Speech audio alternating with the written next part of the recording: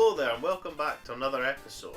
You see, after I'd done my series of the WWF games on the PlayStation 1 console, it really got me thinking about the WWF games I haven't played before. More specifically, the WWF games on the original Game Boy. So here it is. Let's have a look at the WWF games on the Game Boy. WWF games on the Game Boy Color, that'll be another episode. So I hope you enjoy.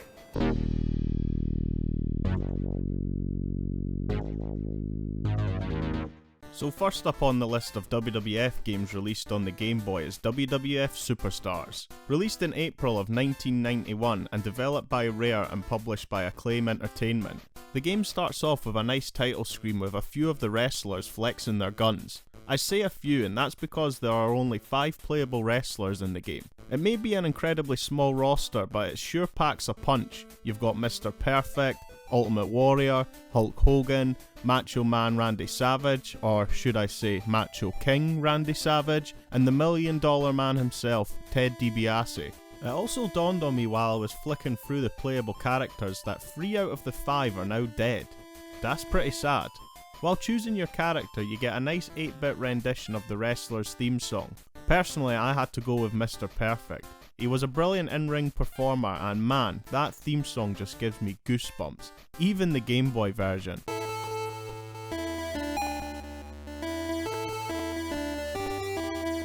You then choose how many falls and the time limit for each match, then you're off. Before each match takes place, you have a little cutscene of each wrestler cutting a promo and talking smack about one another. Now into the match, and to be honest, I'm pretty surprised. This really isn't a bad wrestling game. Pressing the A button delivers punches and kicks, while pressing B and holding a directional button you can perform a grapple move in the form of a body slam.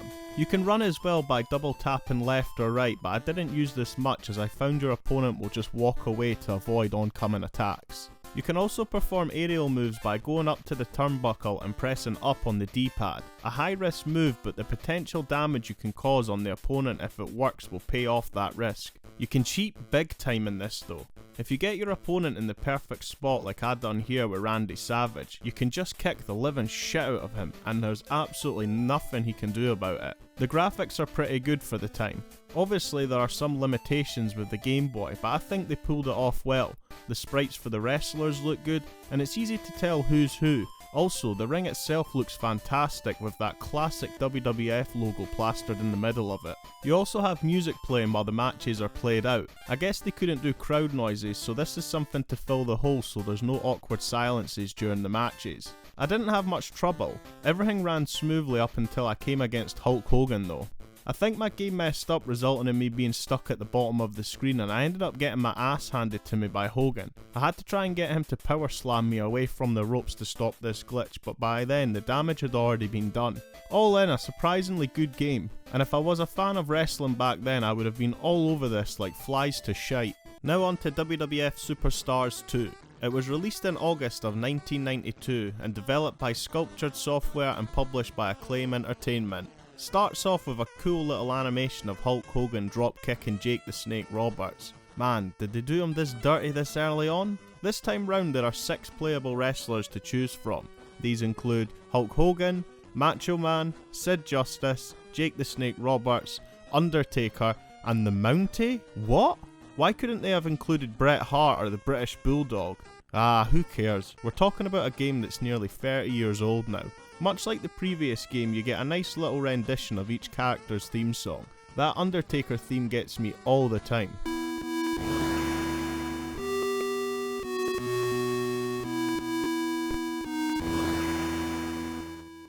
You choose from 3 different options: one-on-one, tag, or tournament. You also get the choice of a regular match or a steel cage match, which is a nice touch. If it's anything like the last game, I can't wait to get inside the steel cage and kick the crap out of the Mountie.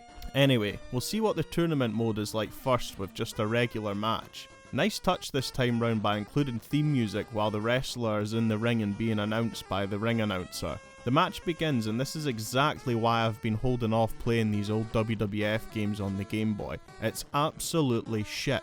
A button still punches like the previous game, but now the B button is used for kicks. Why take away a good and simple way to grapple? I have no idea on how to grapple purposely, and when I do, it ends up being this awkward rocking back and forth motion until something happens. When I hit the ground, it's almost like you can't get up as easy as you could in the first game. Look here, Macho Man is kicking the absolute shit out of me and there's nothing I can do about it. That's possibly payback from the previous game though, I guess. It's like we've taken one step forward with its presentation because, to be fair, aesthetically it looks very appealing to the eyes, especially with the commentary team just outside the ring, but at the same time it feels like we've taken 100 steps backwards. The music during fights is no longer here, and instead it's been replaced with what I think is supposed to be crowd noises, but it sounds more like a tide coming in from an ocean on a cold and breezy night.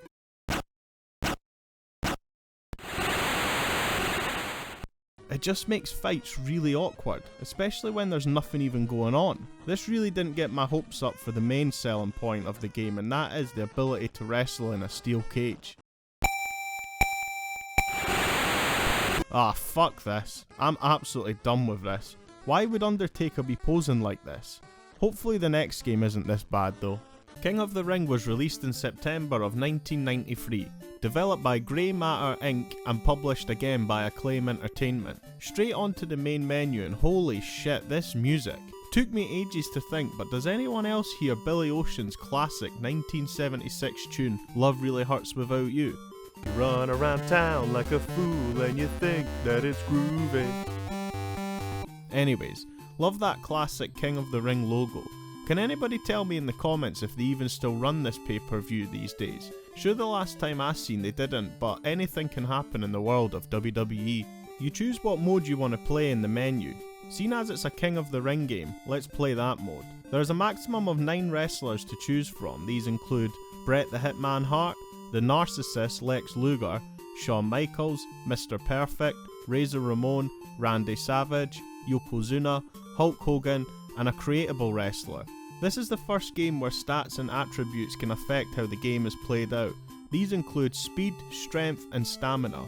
I really can't wait to see how this plays out. For my playthrough, I'm going as the Excellence of Execution, Bret Hart. Nice little rundown of everyone in the tournament so you can see who you may potentially face. And now it's time for the match, and holy shit.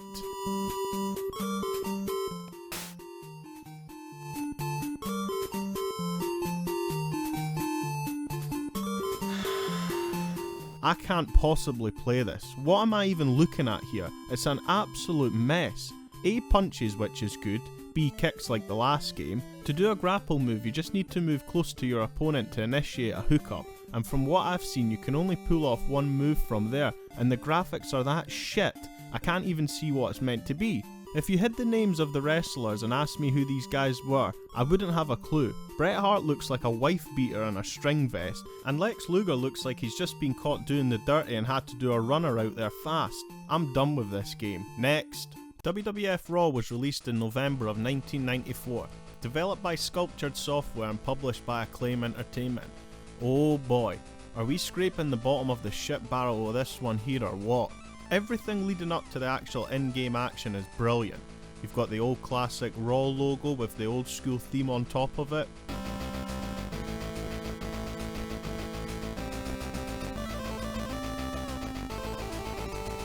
The menu is simple to navigate with only a few options to choose from. The character selection is great also for its time, moving into an era I remember from watching my cousin's old tapes as a youngster. The themes played while hovering over each characters are a bit hit or miss. Razor Ramon sounds excellent though.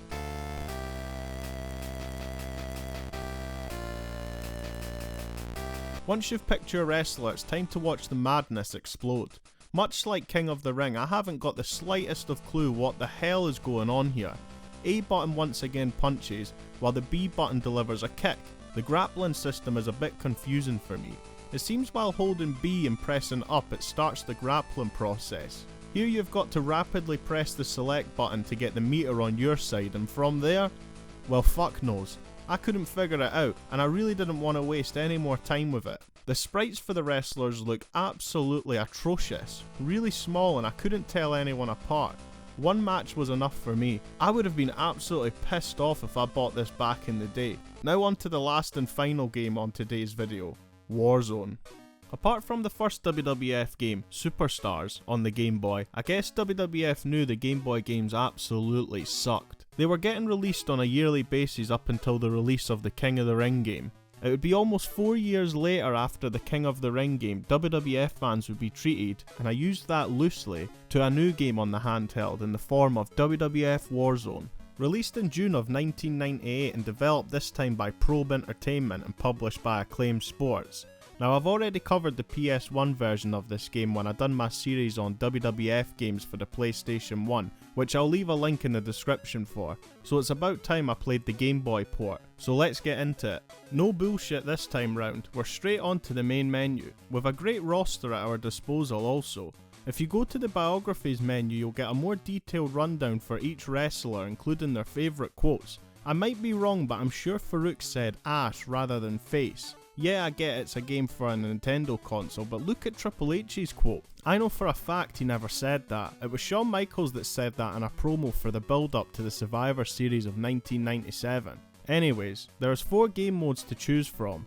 Challenge, Versus, Tag Team, and a cage match. Let's see what Challenge mode has to offer. Once you have selected your wrestler, you get a tower of opponents you'll face until you become the champ. Into a match now, and this is absolutely shit. A button pulls off a series of punches while the B button initiates a grapple move. From here you press A with a directional button to pull off a series of grapple moves. Seems straightforward, right? My problem though is you can easily get caught up in an endless cycle of grapple moves being pulled off by your opponent, which results in you getting absolutely torn up.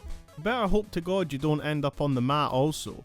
It seems like there's no way to get back up from this at times. Button mashing doesn't work. The one combination I found the most effective was pressing B and up, and most of the time it done nothing. It becomes incredibly frustrating at times like this, but when you get back up you'll usually find yourself being stuck in a loop by your opponent constantly spamming grapple moves. Honestly, fuck this game and fuck all the other ones before it. Well, maybe apart from WWF Superstars. Oh, what a lot of shite that was. I'm not gonna lie, I did enjoy the first one, WWF Superstars, but it just seemed to go all downhill from there. You know, every game followed the same pattern. A nice title screen, great character selection, you know, just all that kind of stuff, brilliant. Apart from the actual gameplay itself, it was horrific at times. But anyway, I'm actually glad that I finally played them just to check them off my list, because I have been thinking about the WWF games on the Game Boy for a while. Stay tuned though, because the next episode I'm going to upload will be WWF games on the Game Boy Color, so let's see if it's any different in colour. Ooh! As always, if you enjoyed this episode, please subscribe to be kept up to date with future content I upload, and I'll hopefully see you in the next one. Bye!